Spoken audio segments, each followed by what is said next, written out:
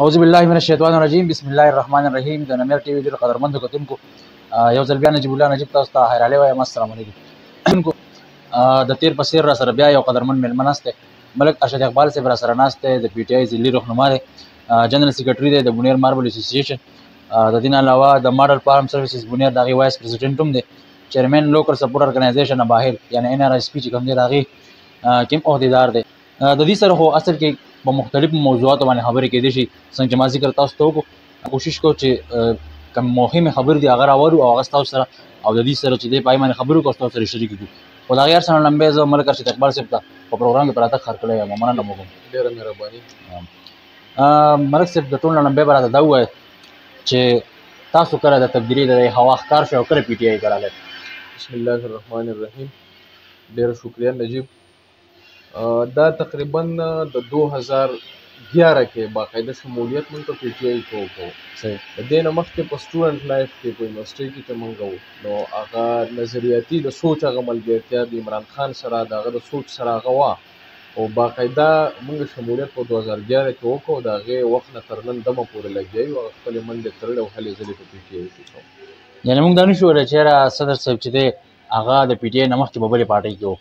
بالکل همدغه شانتې ده. د پی ټي آی نه مخکې زما د بلې یوې سیاسي پارټۍ سره مې افیلیشن نه و. صحیح. نو ملک صاحب دا به راته ووایه چې یاره پی ټي آی نه څه داسې وجه وه چې یاره تاسو وایي چې د پی ټي آی ټیک ته او همدا زما لپاره صحیح ځای کېدی شي؟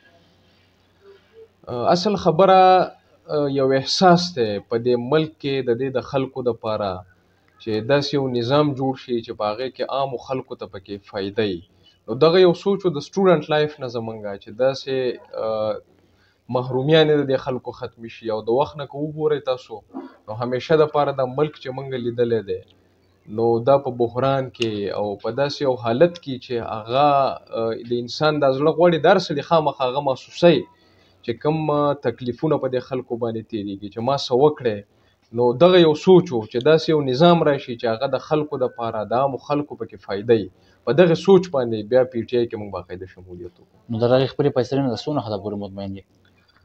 د هغې نه خو بس 100% زه مطمئن یم او انشاءالله پر امید هم یم چې انشاءالله العزیز کوم وعدې چې وې او یا کوم سوچ و کومه نظریه چې وه نو ټیک ته چې سخت وخت دی، مشکل حالات دي په انټرنیشنل لیول باندې په نیشنل لیول باندې او انشاءالله العزیز د امید لرمه چې هغه وعدې به پوره شي او کومې خبرې چې شوې وي انشاءالله چې د خلکو ته ولس ته به فایده ورسېږي.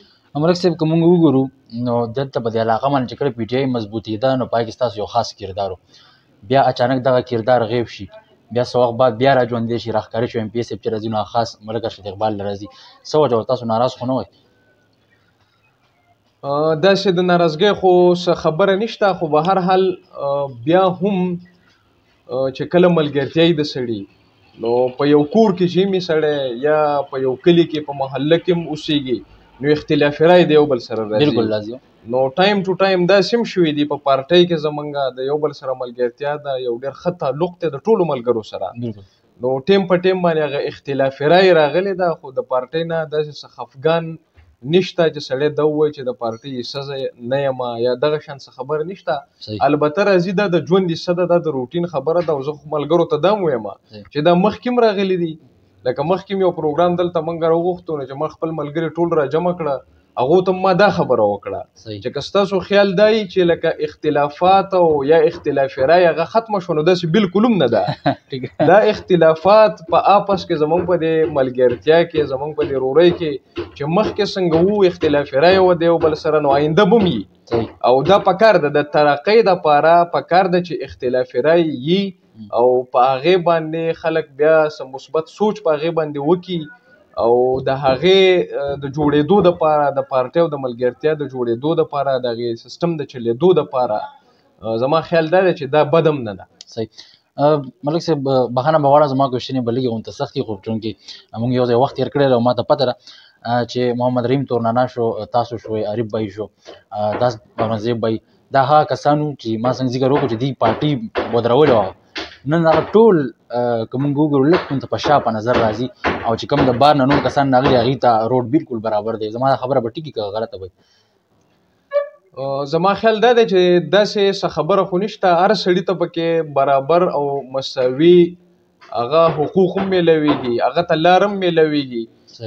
دا خو یو خدمت دی، سیاست بل څه شی نشته، دا خدمت دی او څوک چې دا خدمت کوي او د خدمت په جذبه باندې هغه روان وي نو هر سړي ته په دې کې ځای میلاویږي. صحیح.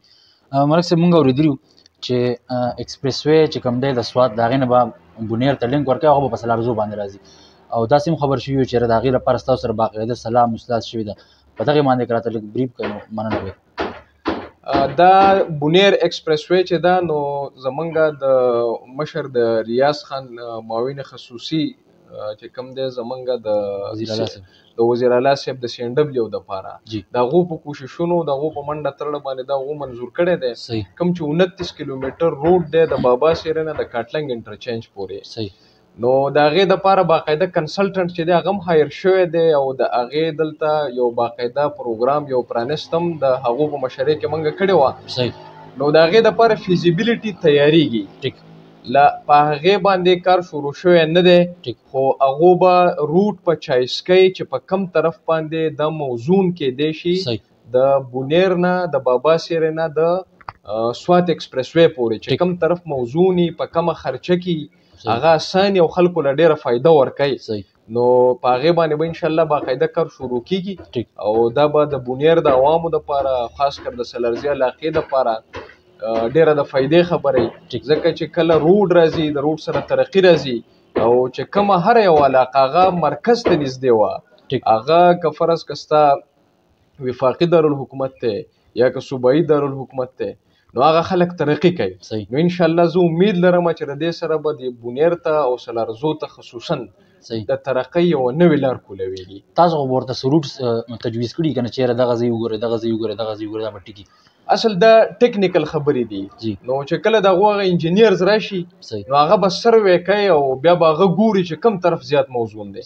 دلته یو خبره خو موږ ته کلیر شوه چې دا کوم روټ چې دا به د بابا سیرې نه وره د کاټلنګ انټرچینجه پورې مطلب پاخوا نشته، د چوک یعنی د جوړ چوک پورې دا نشته، صرف د بابا سیرې پورې دی. دم ډیپینډ کوي په هغو باندې چې کله د هغو هغه انجینیرز راشي د هغې کنسلټنټس او هغه وګوري چې کم طرف موزون پورې وځي. لکه زمونږ که تاسو وګورئ زمونږ ګراړی چې دا د پلۍ په طرف باندې د پلۍ انټرچینج سره هغه نږدې ده، هلته هغه لینک کیدی شي. زمونږ د کینګرګلۍ او د نانسیر په ترو باندې مونږ د دغه سره لینک کیدی شو د کاټلنګ انټرچینج سره. دغه شانتې د کویي په طرف باندې د باندې په طرف باندې مونږ د بشخالي انټرچینج سره هم لینک کیدی شو. نو دا چې کوم دي مختلفې لارې دي، اوس دا ډیپینډ کوي په هغو باندې چې هغه وګوري چې کم طرف زیات موزون دی نو هغه به ته سلیکشن به هغه بیا د هغو په لاس کې د هغو په اختیار کې دی. دلته کې یو خبره موږ ته دا راووته چې تر اوسه پورې موږ لا طرف چې دی د هغې سلیکشن لا نه دی شوی، مطلب دا به هغې لا کوي. ملک صاحب چونکې تاسو نه ماربل د کاروبار سره هم وابسته یې، ماربل سټي اعلان چې دی هغه شوی دی او هغه به جوړېږي، په هغې باندې د سلارزیو بعضو خلکو ته اعتراض هم دی. چونکې تاسو د کار سره وابسته یې تاسو ته به صحیح پته وي چې تاسو راته ووایه چېرې د دغې فایده څونه ده او نقصان څومره دی. فایده یې ډېره زیاته ده او د هر شي نقصانات که سړی ګوري نو څه نه څه یي لکه کوم چې خلکو ته ښکاري. نو نقصان د هغې زمونږ خلک چې کومه خبره کوي نو هغه په دغه سنس کې کوي چې زمونږ نه به ځمکه لړه شي. نو دا ضروري خبره ده چې په کم ځای کې څه ترقیاتي کار کېږي، څه شی جوړېږي، که سکول جوړېږي، هسپتال جوړېږي او یا که انډسټریز جوړېږي، انډسټریل سټیټ جوړېږي، که روډ جوړېږي نو ځمکه خو به ورکول غواړي. د دې نه بغیر خو هغه ممکن نه ده، خامخا څوک نه څوک په دا قرباني ورکوي چې خپله ځمکه د هغې دپاره ورکړي. نو د دغې نه علاوه خو نور څه نقصان یې نشته، ټوله فایده ده، ځکه چې په کم ځای کې روزګار وي، په کم ځای کې انډسټریز نو هغه خلک ترقي کوي. تاسو وګورئ نن که دنیا ترقي کړې ده، که نن یورپ ترقي کړې ده، که نن هغه ایشیایي ملکونه چې جاپان، چاینا هغو ترقي کړې ده، هغو صرف او صرف د انډسټریز په وجه باندې ترقي کړې ده. نو که زمونږ سوچ دی چې موږ انډسټریز دپاره ځمکه نه ورکوو او زمونږ خیال دی چې د دې سره زمونږ دا توان کېږي نو ټیک ته دغه خو یو لږ توان دی او د لږو خلکو دی، خو د دې نه به ډېرو خلکو ته ډېره فایده رسي په ملکي لیول باندې، د دې سره به روزګار پیدا کېږي، د دې سره زمونږ ایکسپورټس چې دي هغه سیوا کېدی شي نو د ملک زر مبادله سیوا کېدای شي نو فایدې ډېرې زیاتې دي. صحیح. تېره ورځ کې ما یو انټرویو کړی و، په هغې کې ماته مشر ویلي و چې یاره که چېرې دا ماربل سټي جوړه شي نو زمونږ د اوبو لیول چې دی په ځمکه کې دننه هغه ورځ تر ورځه په ښکته روان دی. که فرض کړه دا کارخانې دلته رایوځي شي نو دا لیول به نور هم په ښکته لاړ شي. نو دا خبر صحیح ده؟ دا یو سوچ دی د خلکو چې د دې سره نقصان کېدای شي په دغه سنس کې چې د اوبو چې کومه خبره ده. صحیح. د دې دپاره باقاعده چې دی نو هغو راغلي وو. صحیح. او هغو د اوبو د لاندې انډرګراوند چې دی د هغې هم سروې کړې ده. باقاعده ماهرین کله چې ریاض خان سره د پبلک هیلث منسټري وه صحیح. نو هغو ول کسان رالیږلي وو. صحیح. هغو وکتل دلته انډرګراوند واټر لیول یې چیک کو نو هغو وکتل چې د اوبو دلته څه مسله نشته. صحیح. او دلته آس پاس په دې علاقه کې داسې ټیوبیلونه شته چې هغه ډېرې ښې اوبه ورکوي. او نور د دې نه علاوه یو متبادل هغه وکتو د اسماني موړ زموږ لیږاڼۍ چې کومه ده چې هلته هم ډېرې زیاتې اوبه دي نو د هغې نه ورته موږ پایپ لاین هم راوستی شو، یو متبادل ذریعه د اوبو. بل د دې نه علاوه چې کوم یو شی د خلکو په ذهن کې دی د اوبو متعلق نو په پوره بونیر کې که تاسو وګورئ نو د سلارزو نه علاوه خلک چې دی هغه انډرګراوند اوبه راوباسي او په فرش اوبو باندې دغه انډسټري چلی او هغه اوبه ضایع کوي. په سلارزو کې دا پریکټس نشته. دا د ماحولیاتو چې کوم سټینډرډز دي یا د انډسټریز کوم سټینډرډز دي چې هغه په ریسایکلینګ باندې د انډسټري چلی. نو په ماربل سټي کې انشاءالله د انډسټري خو به یو په ریسایکلینګ باندې روانوي. بله د نور بونیر چې کوم انډسټري دلته شفت شي نو هغه انډسټري چې کوم سلارزي که تاسو وګورئ دا په بره لیول باندې دي. د اوبو د پاسه د ځمکې د پاسه چې کومې اوبه دي د هغې فلو چې ده هغه شیزوت او نور بونیر طرف ته ده. نو د انډرګراوند اوبو فلو هم دقه شانتي کېږي. نو چې کله هغه انډسټریز هغه خلک بند کړي او د انډرګراوند اوبو هغه فلو چې ده هغه بند کړي او هغه نه ضایع کېږي نو انشاءالله زه د امید لرم چې د سلارزو چې کوم انډرګراوند واټر لیول دی هغه به د دې سره به موچتېږي. انشاءالله په هغې باندې به مثبت اثر کېږي. ډېره مننه صدر صاحب، په دغې باندې تاسو را سره ډېره بشپړه توګه باندې خبرې وکړې. سیاست طرف ته به لږ واپس راشو. په 2013 کې 11 مئی 2013 باندې چې کله جنرال الیکشن کېدو نو په هغې کې زموږ د ډېرو ملګرو دا یو کلکه اراده وه چې یاره موږ به سلارزو نه ارشد اقبال صاحب چې هغه به موږ ایم پي اے سیټ ته ودرو. بهرحال هغه شان ونشو. او زما سوال به دی چې په را روان وخت کې به ستاسو یا د ملګرو داسې ارادې په 2013 کې څنګه چې تاسو وویې نو هم ما د ټیکټ لپاره اپلای کړې وه خو په هغې وخت کې زمونږ ګران مشر شیر خان بونیری چونکې هغه ډېر زیات سینیر دی په پارټۍ کې چې د 96 د وخت نه دی هغې اپلای کړې وه او د هغه دا خواهش و چې د ټیکټ د ماته میلو شو زه دې ودرېږم. اگر چې ملګري زیات چې وو هغه زما په فیور کې وو چې خو به هر حال د پارټۍ یو فیصله وه هغه مشر و هغه حق هم لرو نو هغه کنټیسټ کو هغه الیکشن هغه ودرېدو ټیکټ هغه ته میلو شو. بیا په 2018 کې ما د ټیکټ لپاره اپلای کړې وه خو هغه د پارټۍ فیصله چې و نو هغه د ریاض خان په حق کې وشوه ټیکټ هغه ته میلو شو. اوس را روان چې دی نو زما خیال دا دی د پارټي د ملګرتیا چې دا ښه په دې چلیږي چې سړی د یو بل سره دی مشوره وکړي د یو بل سره په اعتماد باندې چلیږي په خلوص باندې چلیږي. نو څه چې د پارټۍ فیصلې د پارټۍ د بهترۍ دپاره د علاقې د بهترۍ دپاره نو انشاءالله العزیز هماغه فیصلې چې هغه به موږ ته قابل قبول وي او انشاءالله د پارټۍ په دې قافله کې به روان یو.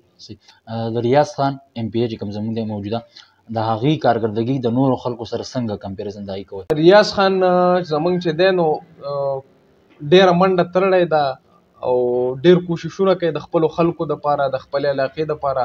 که تاسو وګورئ نو کله چې پبلک هیلث منسټري وه د هغه سره نو د اوبو ډېر ښې سکیمونه خاص کر زموږ په دې علاقه کې کړي هم دي ټیوبیلونه او اوس چې کله سی ان ډبلیو ورسره ده نو تاسو وګورئ ډېر زیات کارونه یې روان کړي څنګه چې ما تاسو ته وویل یو زموږ د بونیر ایکسپریس وی ده چې د دې منظوري کړې ده.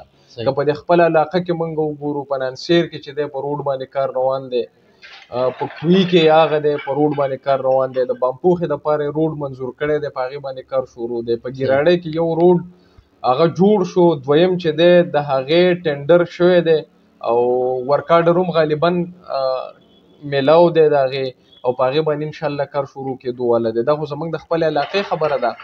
نور زموږ د باباجي کنډونه د کړاکړ پورې کوم روډ چې دی مین زموږ چې کوم جی ټي روډ دی د هغې منظوري هم هغو کړې ده او انشاءالله العزیز په هغې باندې به هم ډېر زر کار شروع شي.